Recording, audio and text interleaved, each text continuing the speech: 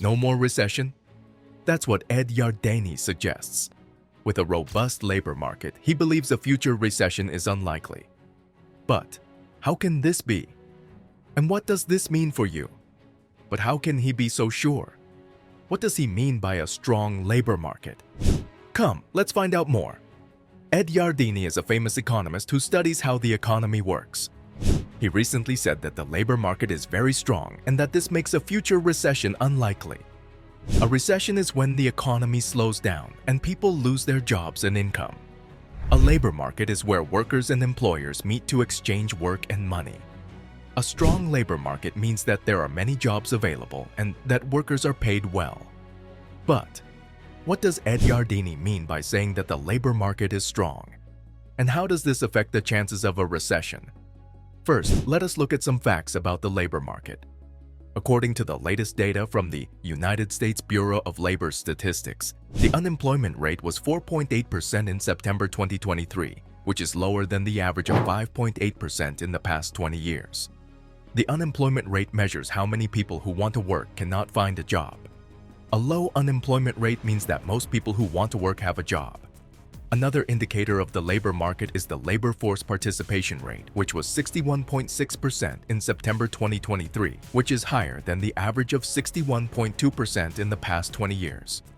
The labor force participation rate measures how many people who can work are actually working or looking for work. A high labor force participation rate means that more people are active in the labor market. A third indicator of the labor market is the average hourly earnings, which was $31.37 in September 2023, higher than the average of $28.65 in the past 20 years. The average hourly earnings measure how much workers are paid per hour. A high average hourly earnings means that workers are earning more money. These facts show that the labor market is indeed strong, as Ed Yardeni said. There are many jobs available, more people are working or looking for work, and workers are paid more. But how does this make a future recession unlikely? To answer this question, we need to understand what causes a recession. A decrease in the total demand for goods and services in the economy usually causes a recession. The total demand is the sum of the spending by consumers, businesses, governments, and foreigners. When the total demand falls, the production of goods and services falls, and the income of workers and businesses falls. This leads to a vicious cycle of lower spending, lower production, and lower income, which is a recession. Now, how does the labor market affect the total demand? The labor market affects the total demand mainly through the spending by consumers. Consumers are the largest part of the total demand, accounting for about 70% of it. Consumers spend money on goods and services that they need or want, such as food, clothing, housing, entertainment, education, healthcare, and so on. The amount of money that consumers spend depends on their income and their confidence. Consumers' income depends on their jobs and wages. Consumers' confidence depends on their expectations and their feelings. A strong labor market means that consumers have more income and more confidence. When consumers have more income, they can afford to buy more goods and services. When consumers have more confidence, they are more willing to buy more goods and services. This increases the spending by consumers, which increases the total demand, which increases the production of goods and services, which increases the income of workers and businesses. This leads to a virtuous cycle of higher spending, higher production, and higher income, which is economic growth. Therefore, a strong labor market makes a future recession unlikely because it boosts spending by consumers, which boosts total demand, which boosts economic growth. This is what Ed Yardeni meant by his statement. However, this does not mean that a recession is impossible.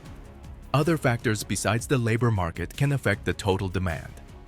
For example, a sudden shock, such as a natural disaster, a war, a pandemic, a financial crisis, or a policy mistake, can reduce the total demand by disrupting the production, trade, or confidence of the economy.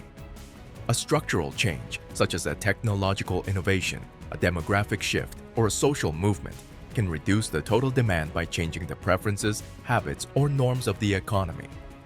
A cyclical fluctuation, such as a boom or a bust, can reduce the total demand by creating imbalances, bubbles, or overcapacity in the economy. These factors can cause a recession even if the labor market is strong.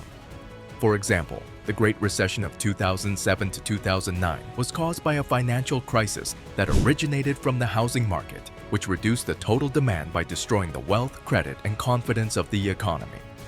The labor market was strong before the recession, with a low unemployment rate, a high labor force participation rate, and a high average hourly earnings. However, this did not prevent the recession from happening. Therefore, a strong labor market does not guarantee a future recession-free because other factors can affect the total demand besides the labor market. This is what I would add to Ed Yardeni's statement. Most people agree that a strong labor market makes a future recession unlikely because it boosts spending by consumers, which boosts the total demand, which boosts economic growth. I can't entirely agree that a strong labor market guarantees a future recession-free because other factors can affect the total demand besides the labor market. When talking about Ed Yardeni, he was born in 1950 in Israel, which is a country in the Middle East. He moved to the United States when he was 7 years old. He studied at Cornell University and Yale University, which are two of the best universities in the world. He got his PhD in economics from Yale University in 1976. Ed Yardeni has worked in many different places and roles. He has worked for the Federal Reserve Bank of New York, which is part of the Central Bank of the United States. He has worked for big banks and investment firms such as Morgan Stanley and Deutsche Bank. He has also worked for his own company, Yardeni Research, which he founded in 2007. He is the president and chief investment strategist of Yardeni Research, which provides economic and financial advice to clients around the world. Ed Yardeni is famous for his accurate and insightful predictions and opinions about the economy. He has been called one of the top economists in the world by many magazines and newspapers. He has also received many awards and honors for his work. He is known for his optimistic outlook on the economy, even when others are pessimistic. He is also known for his use of charts and graphs to explain complex economic concepts and trends. Some of the topics that Ed Yardeni talks and writes about are: the labor market is where workers and employers meet to exchange work and money. Ed Yardeni thinks that the labor market is very strong and that this makes a future recession unlikely. A recession is when the economy slows down and people lose their jobs and income. The stock market is where people buy and sell shares of companies. Ed Yardeni thinks that the stock market is very high and that this reflects the strength of the economy and the profits of the companies. Inflation is when the prices of goods and services go up. Ed Yardeni thinks that inflation is low and that this is good for the economy and the consumers. He also thinks that inflation will not go up too much in the future, even if the economy grows faster. What's the secret behind this robustness?